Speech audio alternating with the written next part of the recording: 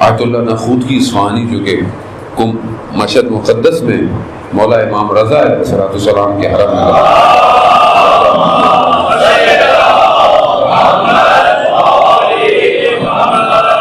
امام کے حرم میں دفن ہے، ایک اپنے شاگرد کے ساتھ بیٹھے ہوئے اور گریہ کر رہے ہیں۔ شاگرد نے پوچھا گریہ کیوں کر رہے ہیں؟ کہا اللہ نے میرے مقام بڑھا دیا ہے۔ تو کہا اس میں گریہ کی تو بات، اس میں تو خوش ہونا چاہیے۔ کہا میں گریہ اس لیے کر رہا ہوں جو مجھے اس سے پہلے مقام دیا تھا، اس میں جب کوئی میرے پاس پریشانی لے کر آتا تھا میں دعا کرتا تھا، اس کی پریشانی ہٹ جاتی تھی، لیکن اس مقام پہ مجھے آگے سمجھ میں آیا وہ اس کی پریشانی خدا کی طرف سے امتحان نہیں تھا، خدا کا فضل تھا اس کے اوپر، اور میں دعا کر کے اس فضل کو ہٹا دیتا تھا۔ ہمیں نہیں پتا، ہم جس میں زندگی کو، جہاں ہماری کامیابی کی ڈیفینیشن بالکل ڈیفرنٹ ہے، وہاں ہماری مشکلات کی ڈیفینیشن بھی بالکل ڈیفرنٹ ہے۔ ہم جس کو مصیبتیں کہتے ہیں، ہم جس کو پریشانیاں کہتے ہیں زندگی میں، اصل وہ پریشانی نہیں ہے، وہ خدا ہمیں آزما رہا ہے۔ کیوں آزما رہا ہے؟ تاکہ دیکھے ان میں سے میرے اچھے بندے کون سے ہیں، یہ صبر کتنا کرتے ہیں، یہ تحمل کتنا کرتے ہیں، یہ شکر کتنا کرتے ہیں، اور یہ ان سب پریشانیوں میں میری طرف کتنے متوجہ ہیں۔ خدا یہی چاہتا ہے۔ اور خدا کو کیا پرابلم ہے مجھے آپ بتائیں؟ خدا کسی کو مثلا اولاد نہیں دیتا، خدا کسی کو روزگار میں تنگی پریشانی دیتا ہے، کیوں ہے؟ خدا کے لیے وہ خزانوں کی کمی ہے؟ نہیں ہے۔ خدا اصل میں یہ دیکھتا ہے کہ اس بندے کو اپنی طرف لانا کیسے ہے۔ جب اس پریشانی کو وہ پریشانی نہیں سمجھے گا، وہ پریشانی اس کے لیے ختم ہو جاتی ہے۔ کیوں؟ کیونکہ پریشانی کا تعلق آپ کے احساسات سے ہے، درد کا تعلق کس سے؟ محسوسات سے۔ اگر درد ہو، چوٹ لگی ہوئی ہے، لیکن آپ کو کوئی اور چوٹ لگ جائے، کوئی اور غم ہو جائے، تو آپ کو درد کیا ہو جاتا ہے؟ بھول جاتا ہے۔ جب آپ کو ایک پریشانی اور غم اور ایک چیز میں مبتلا ہوں اور آپ کو پتہ چل جائے کہ یہ غم اور مبتلا مجھے پروردگار کے قریب کر رہا ہے، تو وہ درد اور پریشانی ختم ہو جاتی ہے۔ وہ کیوں انسان پریشان ہوتا ہے، کیوں انسان بڑے بڑے اولیاء خدا کے جب مشکل آتی تھی، ان مشکلات کو وہ اللہ کی طرف بڑھنے کا وسیلہ سمجھتے تھے۔ علامہ طباطبائی جنہوں نے تفسیر المیزان لکھی، وہ کہتے ہیں کہ میں اپنے استاد آیت اللہ قاضی طباطبائی ان کے ساتھ تھا، مجھے پیسے چاہیے تھے کہ میں واپس جاؤں نجف سے، میرے پاس پیسے نہیں تھے، تو میں نے کہا اپنے استاد کے پاس جاتا ہوں، کچھ قرض لے لیتا ہوں۔ کہتے میں اپنے استاد کے پاس گیا، اسی وقت ان کا بچہ آیا اور اس نے کچھ کھانے کے لیے، کچھ چیز لینے کے لیے پیسے مانگے، تو انہوں نے دونوں ہاتھ اپنی جیب میں ڈالے اور باہر نکالا اور کہا میرے پاس کچھ نہیں ہے جو میں تمہیں دوں اس کے لیے۔ ہاں اتنے بڑے عالم تھے، جھوٹ بھی نہیں بول رہے تھے کہ نہیں ہے بچے کو، نہیں، جیسے ہم کہتے ہیں نہیں ہے، پیسے ہوتے ہیں لیکن ہم بچوں کو یہ نہیں کہیں، جھوٹ نہ بولیں بچوں سے، پیسے نہیں ہیں۔ بیٹا یہ ابھی آپ کے لیے مناسب نہیں ہے، یہ میں آپ کو دلا نہیں سکتا۔ ہم باتوں پر چھوٹی چھوٹی باتوں میں جھوٹ بول رہے ہوتے ہیں اپنے بچوں سے۔ انہوں نے کہا کہ میرے پاس کچھ نہیں ہے۔ کہا مگر میں نے ان کے چہرے پر دیکھا کہ ان کے چہرے پر کوئی شکن نہیں آئی کہ میرے پاس کچھ نہیں ہے۔ کیوں؟ کیونکہ وہ خدا کی طرف سے اس بات کو اپنا فضل و کرم سمجھتے تھے خدا کا، کہ خدا نے اگر نہیں دیا، خدا بہتر جانتا اس کو دینا کب۔ یہ کمال کیسے اطمینان حاصل کرے؟ وہ تب حاصل کر سکتا ہے جب وہ اپنے آپ کو اس وجود کے آگے دیکھے وہ ہے کیا۔ انتم الفقراء الی اللہ، تم سب محتاج ہو، فقیر ہو، کس کے آگے؟ اس کے آگے، اللہ کے آگے۔ وہی غنی ہے، وہ بے نیاز ہے، اس کو کسی کی ضرورت نہیں ہے، اور ہم سب کو اس کی ضرورت ہے، ہم سب۔ لیکن وہ کہاں ہے زندگی میں؟ ہم کتنا اس کو یاد کرتے ہیں، اس کا ذکر کتنا کرتے ہیں۔ ذکر نور، حضرت موسیٰ حدیث تلانی ہے اور برم مجھے کچھ حصہ آپ کی خدمت میں۔ حضرت موسیٰ پروردگار نے کہا تم میرے لیے کیا کرتے ہو؟ کہا میں آپ کے لیے نماز پڑھتا ہوں، میں فلانا کام کرتا ہوں، میں فلانا کام کرتا ہوں، میں یہ کرتا ہوں۔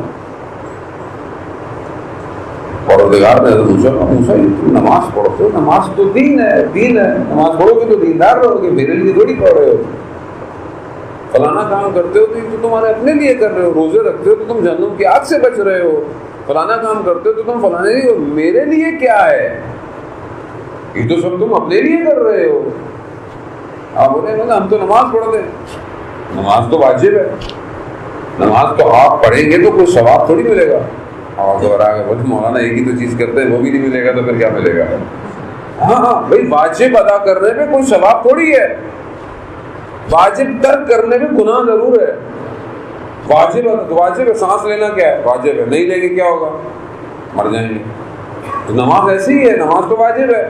یہ تو آپ نہیں پڑھیں تو گناہ ہے، پڑھنا تو کوئی ثواب نہیں ہے. تو آپ کیا ہے ایسا زندگی میں جسے کہیں پروردگار تیرے لیے ہے؟ نماز کو بعض اوقات میں تو جیسے عادت سے پڑھتا ہوں، چھوٹ جائے تو پریشان ہو جاتا ہوں، پڑھی نہیں، پڑھنی ہے. اور پڑھتا بھی ہوں تو کیسے پڑھتا ہوں؟ اللہ اکبر کرتا ہوں اور پتہ نہیں کیا کیا کرتا ہوں. رکعتیں بھی بھول جاتا ہے آدمی، بعض سجدے بھی بھول جاتا ہے. اس لیے کہتے ہیں جماعت سے انسان کو نماز پڑھنی چاہیے. کم از کم مولانا کی تو نماز قبول ہوگی، آپ کی اسی چکر میں سب کی ہو جائے گی قبول. یہ ضروری ہے کہ انسان بہرحال. اب میری تو نماز ہی ایسی ہے، میں اللہ اکبر کرتا ہوں، پوری دنیا کے معاملات آنا شروع ہو جاتے ہیں نماز کے اندر، پھر نماز ختم ہو جاتی ہے.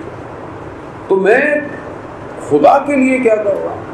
اور میں وہ نماز کیسے پڑھوں جو واقعاً اس طرح ہو، ایسی پتہ نہیں ہو نہ ہو.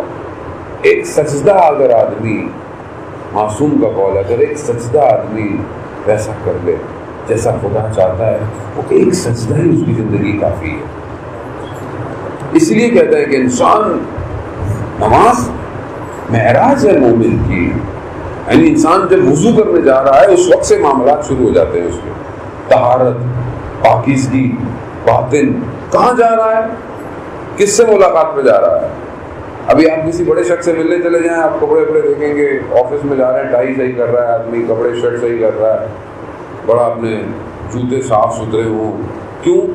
جی باس ملنے جا رہے ہیں، آج سی او سے ملنا ہے آج، اور جو کائنات کا مالک ہے اس سے ملنے کے جا رہا ہے، اس کے لیے کیا کر رہا ہوں؟ جبکہ رسول خدا فرماتے ہیں، حضرت محمد مصطفیٰ صلی اللہ علیہ وسلم،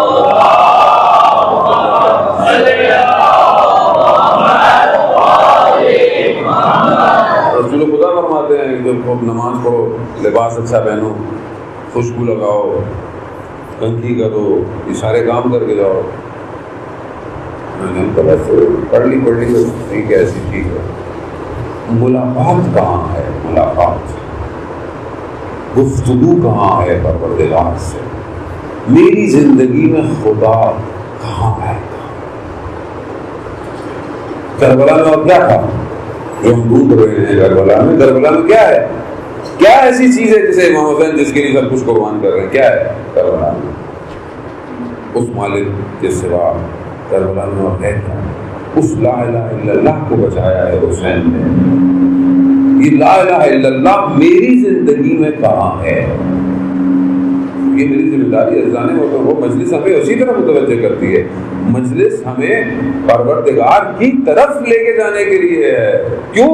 کیونکہ امام حسین پورے کاروان کو کربلا لے کر پہنچے اس لیے ہیں کہ تا قیامت تک کی بشریت کو جب بھی کسی نظام یزیدیت کا یا کوئی بھی نفس انسانی بھی گمراہ کریں گے کہ حسینیت اس شخص کو بچا کر خدا کی طرف لے جائے گی. خدا کی طرف ہے. نظام الہی نظام ہے، دنیا کا نظام نہیں ہے، الہی نظام ہے. الہی نظام کی طرف متوجہ ہونا ہے.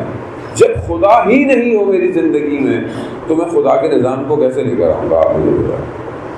جب آج میں خدا سے محبت نہیں کرتا، خدا کا ذکر نہیں کرتا، خدا کے لیے لوگوں کو معاف نہیں کرتا، خدا کے لیے لوگوں سے محبت نہیں کرتا، خدا کے لیے اپنے رشتوں کو قائم نہیں رکھ رہا، خدا کے لیے اپنی نگاہوں کو شرم سے جھکاتا نہیں، میں کر کیا رہا؟ کہ مجھ سے یہی نہیں ہو رہا، اور میں پھر یہ انتظار کر رہا ہوں کہ وہ خدا کا آخری بندہ جو پردے کے اندر ہے وہ آئے گا اور وہ خدا کے نظام کو حاکم کرے گا. کیسے کرے گا؟ جب آج میری زندگی میں نظام نہیں ہے خدا کا تو میں کل اس نظام کے لیے کام کیسے کروں گا جو اللہ کا نظام ہوگا؟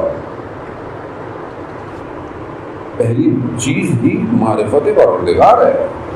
جس پروردگار کے لیے امام حسین نے سب کچھ کیا، اور امام حسین نے پوری دنیا کو یہی تو بتایا، بشریت کو دیکھو وہ اتنی عظیم ہستی ہے اس عظیم ہستی کے لیے میرا علی اکبر کچھ نہیں ہے، میرا علی اصغر کچھ نہیں ہے، وہ اور اس کا دین باقی رہ جائے، چاہے حسین رہے یا نہ رہے۔ یہ کیا ہے امام حسین۔